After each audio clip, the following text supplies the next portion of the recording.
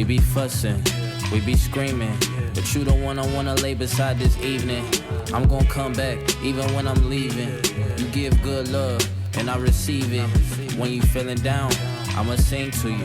That ring on your finger got a ring to it. That's that real love, God-fearing love. What's up, everybody? We back.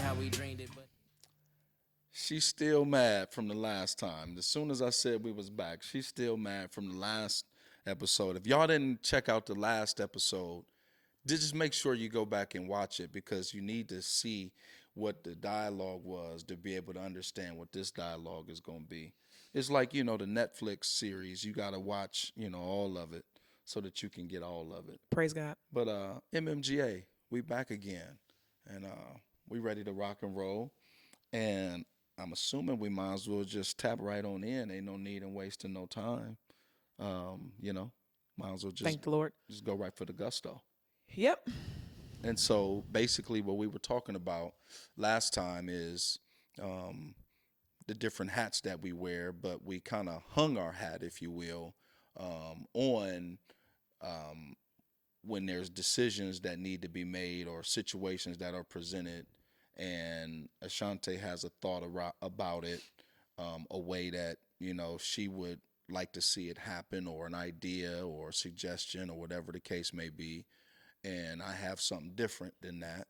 And basically what Ashante was saying is that I shoot down her ideas in the midst of conversation. So it's not necessarily the fact that ultimately it could be no. It's the dialogue or the rhetoric in between the ultimate decision that I guess is frustrating for her, because she feels like my first resort is to say no, as opposed to giving her the space to get her idea out, finish her thought, finish her presentation. And so what I'm asking her is that if I would be quiet the whole time as she's presenting her way that she would like to see the situation happen, and then I was to say no at the end, would that change the fact that my no makes her feel some sort of way? And what I'm saying is I hear her about the whole intermediary rhetoric. She's saying I'm saying no and all that. What I'm saying is I feel like she would still feel slighted, frustrated, disappointed if I waited until the end and said no, just the same as she feels frustrated if I say no in the middle. That's what I'm saying. Because your no is based, you don't even try. You just say no. So even if I brought a PowerPoint and everything else, you're resolved in your opinion being better or you being right based off of tenure, based off of maybe what you've done in the past, based off of like last episode, you were like, well, because I've done construction. And well, you forgot that I was in a whole industry that dealt with construction for years when it came to commercial cleaning and Targets being remodeled and reconstructed. I'm not an idiot. I know how much stuff cost. I never. You don't have to call me an idiot for me to feel like an idiot, if that makes any sense. Yeah, that makes sense. And so if I'm bringing to you a really great idea, let me go back and say this. You had asked me a question. You said at the end of the episode, you asked me basically like, what is it? Why does my no offend you? And I think the reason why your no offends me so greatly is because all I've ever tried to do is help. You give me almost like task by telling me what you want. And so when you tell me what you want, that becomes a task of mine. It's just, whether you tell me it's a task or not, it is. So if you come home and you say to me, man, I really want our videos to look like this. Mm-hmm. I go into the mode of trying to figure out how to make our videos look a certain way, because that is what you said you wanted them to look like. Now, in our videos looking a certain way, it's probably going to cost some money. And so when I come back, kind of like a dog going to go fetch a bone, when I come back with, hey, I can get the videos to look this way, but it's going to cost $1,500, it's no. Well, then what do you want? Do you want your videos to look this way or not? Or is it, or you just, are you just dreaming? And maybe when you say things, you should say, I don't want you to go do it, or I don't want you to figure it out. I'm just telling you down the line what my wish list is. But you don't talk like that. You talk like, sometimes you communicate in a frustrated tone because it's what you want, and you want it now. And in order to execute some things, stuff costs money.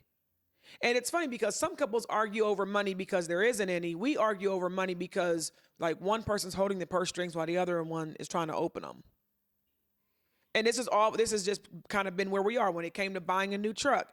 You talked about this truck for like 18 months, 2 years on how bad you wanted this truck, and there was no other truck like this truck. And every time we seen the truck, you would make a big deal about this truck for like 2 years. And one day I said, get in the car, let's go for a ride. And I drove you to the dealership to go buy the truck. And you didn't want to get out of the car.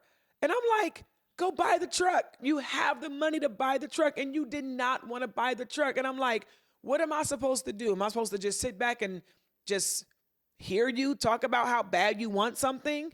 Or am I supposed to take you to go get it? Because I know you're not going to go buy it on your own. I think my brain, because I'm analytical, I'm always thinking about like down the road. How this decision is going to affect us down the road. I think the same way, but I think our down the roads, the fork in it looks completely different from one another. Your down the road looks like, how are we going to recoup this? How are we going to do this? How are we going to, and I'm looking down the road like we're going to be fine because I'm looking at the history of our finances. I'm looking at the history of our business savvy. I'm looking at the history of what we've been able to accomplish. And I'm looking at the history of God and him always providing for us in abundance. And so I think the fork in the road for us, you go left and I go right when it comes to down the road. And so then that makes us approach spending completely differently. And so going back to then whenever I say no, you're frustrated because I'm saying no. You're saying no based off of a request that you made. No, not all the time. Not all of the time. 90% of the time. Not all of the time. You just made that statistic up. You did. We was doing good until you start making stuff up. Okay. You made that up. So I don't have a percentage. So I'll say some of the time. That's fair. Some of the time,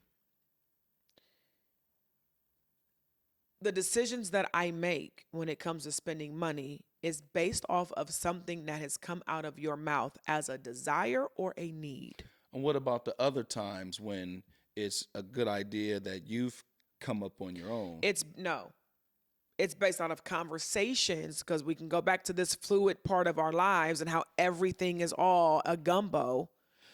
It comes out of conversations that we are having. And that's where I don't get bright ideas to go spend $50,000 because I want to. I've never done that.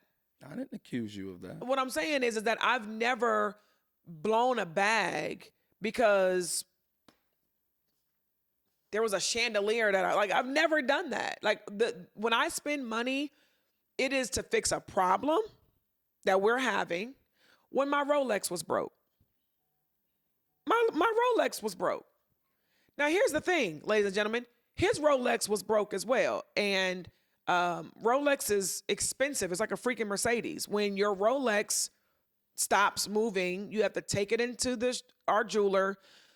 We took it into our jeweler, and he had, I don't know, some pieces. Something had stopped on the mechanics. And Rolex is expensive because he got the parts don't come from here. And mine was $500. Took 2 months to get his watch back. It was $500. He buys me a Rolex for our 10-year wedding anniversary. It's a beautiful Rolex. I love it. But my Rolex did the same thing his stopped doing. No, it wasn't. She decided to swim in her Rolex and let her Rolex sit up underwater for a long time. Julius, that's not true. The internals, the water, the internals rusted out. And so when she took her Rolex in, it cost more money. So that's not true. What happened is that my clasp was not closing all the way. It wasn't closing properly, which was not my fault. Did I not suggest that you not get into it in the water You with swam in your Rolex. No, no. You're supposed to be able to swim in Rolexes. No, it's I a don't, thing. I don't swim in my Rolex. But you're supposed to be able to. I got in the pool with my Rolex, but I didn't swim in it. I didn't get crazy. Okay. All right. Okay. And so it's my fault. It's my fault that the Rolex was corroded. See what I'm saying, y'all? As far as taking accountability, it wasn't. Man, I shouldn't have got in there with that like that. But you're supposed to swim. It wasn't. No. I'm gonna just Google because you're so right. I should have listened to you and not gotten in there like that. You didn't tell me not to get in the water. I said, babe, I don't think that's a good idea to get in there with the Rolex. But you got in the pool, but I can't get in the pool. And what you said is you're supposed to be able to.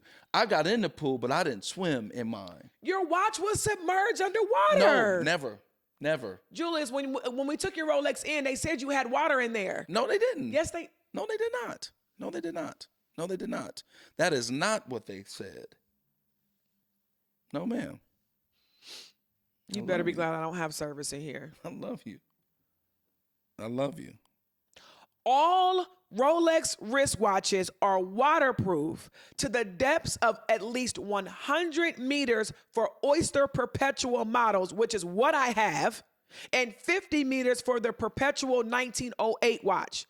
Nigga, I was not in 100 meters of water. Let me see that. The reason why my Rolex got water in the internal working parts is because the clasp, the whatever they call that, they called that piece a specific piece, it wasn't clasping correctly. Because it wasn't clasping correctly, Julius then basically told our jeweler, I am not paying full price for her watch to be fixed, nigga, because it shouldn't be open in the first place. It shouldn't be not closing right in the first place. Here's what it says. Rolex watches are not waterproof, but rather water resistant.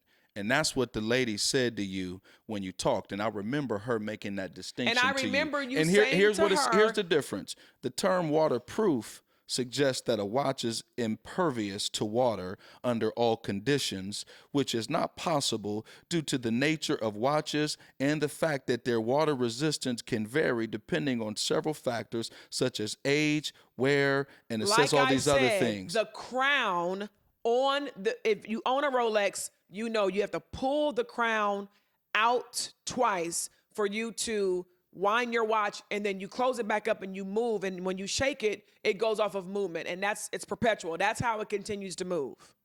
He had the same problem. His perpetual movement stopped working. He had some things on the inside that made it stop working. My perpetual movement stopped working, but when they went to go open up my watch, they said that the internal workings were rusted out because there was water damage. That's because the crown was not closing the way it should have closed. That was not my fault. I'm saying all of this to say is that he got his watch fixed. It was $500. It just is what it is. We considered it a Rolex tune-up. When my watch came back at $1,500 to fix, Julius was like, you spending all of this money? And I'm looking at him like, but it's not my fault that the crown, to the point where he talked to our jeweler like, I'm not paying full price because it's not our fault that her crown was we bought it from you. And so you, knowing Rolexes is your thing, you being the Rolex guy, when you sold us her Rolex, you mean to tell me that you didn't investigate her crown to make sure her crown was not clasping or closing correctly? So what I'm saying is that, so then when I spend the money though, it's like you're spending, you're expensive. Here's what I'm saying. What I'm saying is not a great idea to go swimming. So you blame me instead of blaming the jeweler. Could I finish? So it's not a good idea to do that. Water resistance and waterproof are not the same things. And also, The reason I think from my frustration is because I suggested to you that you not do that. You did not listen to my suggestion because you were saying you were supposed to be able to do that. And the way my brain works, I'm thinking like if you would have just listened to my suggestion, then you might would have still needed to get the Rolex tuned up, but not at the tune of $1,500 versus $500. That's the way my brain works. And so because you had the answers and you so it doesn't take away from the negligence of the class not being tight. Yeah, that should have been done 100%. So there's negligence on them, but I think my frustration with you is you didn't hear to what I was trying to my suggestion. If there was no negligence on their part, though, I would have been able to swim with that watch just fine because it's built for 100 meters. And so I think that's my issue, is that you're blaming me because I didn't listen to you instead of blaming the individual who was supposed to make sure it was tight to begin with. Can I be honest? Sure. I'm blaming both you niggas. I blame both of y'all. I went in there and told him a piece of my mind, and I'm telling you a piece of my mind too. We know. You've let me know a piece of your mind about that watch. But y'all, here's the truth. Here's what I'm saying is we have these different conversations, and I think what happens is because we don't compartmentalize. I don't know if we know when to be business Julius with you versus when to be husband Julius versus when to be MMGA. So the reality is I wear different hats. And I think my frustration with Ashante here is I think sometimes her expectation is that I be husband in business situations. Because that's the hat you never can take off. Let's be clear. The business hat can go away. The pastor hat can go away. The MMGA hat can go away. All of these hats can go away because we can make the decision not to pursue those things anymore. You will never stop being my husband because of the vow that we took unto death. So for me, everything that you should approach, any other thing that we have going on in our lives, because it affects our marriage, you have to always approach it from the husband hat. So here's my thought around that. Here's my thought, and I believe this is good. So I don't ever feel like I have a license to not consider the fact that I am your husband in all situations. But what I don't think is fair for you is when we're in business situations to not give me any leeway to think and act and make decisions as a business owner in those situations. When you're talking to me like an employee, no, sir. You're not going to talk to me like a staff member or like I work for you and then get cheeks later on. So hold up. You've taken this way too far. No. That's what needs to be discussed. And that's the problem. You've taken this way too far. Because you won't approach everything because if you approached everything from a husband hat, because at the end of the day, everything we do, it can affect our marriage positively or negatively. And so in my mind, I approach everything that we do from a wife hat. I help.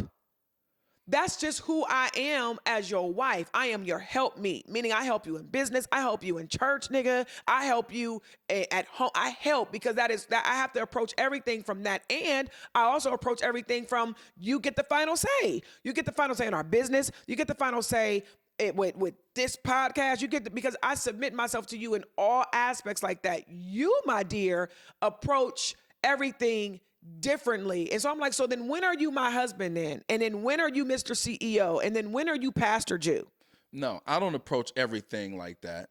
The issue is, Ashante, whenever I have to You're approach... You're going to tell the truth for 2024. No, I'm telling the truth. Whenever I have to make a decision that's a business decision, you don't like it. And at the end of the day, some things have to be said, Okay, done, how do I not like it? I and don't like the moved. way that you say it. No, what it's you not that I don't like is this. We have different roles when it comes to our business. We do. Okay. So what you don't like is, and I'm just gonna bunk it. You done took the top off. Let's take the top off. What you don't like is the fact that there's certain things that you're responsible for, and there's some things that I'm responsible for. Now, what you know what she was responsible for? She is responsible for making sure that our accounts get what are they called? Is it the invoice or is it the whatever? The invoices. What else am I responsible for? We're just gonna stay right there. Oh, okay. We're just gonna stay right there. We're just gonna stay right there. We're just gonna stay right there. So, y'all, this is how we get paid. This is how. Don't do that. Jesus, I'll never forget Don't do what you've done for me. Don't do that. So this is how we get paid. So, and I have to tell it like this to help you understand. Oh, help the people. There's been a good amount of times when those invoices either have not been turned in, or have been turned in late. It's on time. Or been turned in late. Never not turned in. Okay, turned in late. And so what that in turn does is it affects our cash flow. Yes. And so there's been a good number of times, is this fair, where I've been frustrated with Ashante because of that. So this isn't just like it was a one-off. This is pretty consistent. I have to be honest. And so in her mind, when I then, based upon history, I'm asking her, so I'm walking on eggshells about this the whole time. So I'm asking her, babe, did you do this stuff? And then she says, no, I'm not allowed. Stop it. You're not allowed. You know, look, you can look at her face right there. Stop, you're not telling the truth, bro. I'm not allowed to express You're a grown man. Let me finish. I'm not allowed, or it's frowned upon for me to express any type of frustration with the fact that she was late turning in the invoice, which means that we're going to be late getting our money. If I show any sort of frustration behind the fact that she was late doing that, you know what she does? She gets all bent out of shape about me showing frustration about that. And now it's an issue. I know I'm telling the truth, and you know I'm telling the truth too. No. It's not true. No. Oh my God. No. So first of all, your language is wrong. You can't show any frustration. Y'all, if ever I show frustration towards her being late on turning in the invoices, she gets a little bent out of shape. So let's talk about the way that he approaches me about the invoices, and let's talk about his reaction. And ladies and gentlemen, he forgets that we do life together. So since we do life together, when something is late, this man takes into no account what's going on in our lives as to why something may have been late. That's what you don't do with your bald head self. So I do take into account no, what we have. No, you don't. No, you do not. Because if you did, your approach would be a little more empathetic. Y'all, let me share this with you. You know how normally the conversation starts? The conversation doesn't normally start with an accusation. Because again, no, it's because again, Ashante, did you I don't know why. Because that ball is in her court. So it really starts out in honest curiosity. Hey, because I don't know. Again, I don't know. So it's not like I really know, but I'm asking her so she can tell me no so that we can get in some argument. No, it's really an honest question. I know roundabout when the stuff is supposed to be submitted. So I ask her, hey, did you turn the stuff in? Her response will be, whatever her response is as to the no, and whatever excuse that she attaches to the no, and then if I show any frustration to that, then she gets bent out of shape. Julius, and so the conversation starts with an honest question. There's been plenty of times where I've apologized. I've said no, and that's on me. I ain't never did that. You have, and then what have I said? Have I let it go? Do I leave it alone? No. You beat a dead horse till it's just a dang on shadow of the bones that used to lay down there. You crazy. You lying, You beat dog. that horse, nigga, till Dog, you beat the dust. You lying. No, I'm not. You is lying. And let me tell you how I know I'm telling the truth. You want to know? Because you want to know what you be saying? What? This is what you say. I have the right to still address what needs to be addressed. Just because you apologize doesn't mean that I don't get a say-so on what. Y'all, let me tell you where the frustration stems from is because, again, it's been multiple times. All ministries, children's ministry player. So if somebody has done something multiple times. How many times have I asked you to take your books off the table? And guess what you do? Guess what you do? What do I do? Express your frustration like a mug. Are the books still on the table? You express your frustration. Are the books still on the table? Y'all, we living in a 900 square foot apartment. No. I don't have nowhere else to put my books. No, you didn't. You have a whole office now. No, I'm talking about it. When we was in there. And his books will still be on the nowhere else kitchen. to put them. Julius, when we had the other house. I moved them off the table eventually. Eventually, I got it right. Would you agree? I get it right, too. You act like I'm late billing every month. I'm not late every month. I'm late billing every month? I'm late billing every month? It's frequent. All You right. know it's frequent. I asked a question. Am I late every month? Let Let me tell y'all, I was billing early, and you want to know what he said? Why are you billing early? me tell you why. No. Because they responded to her and they got bro. confused because No, they she didn't. wasn't billing when she was That's supposed not to. true. You made that up. We did not get an email.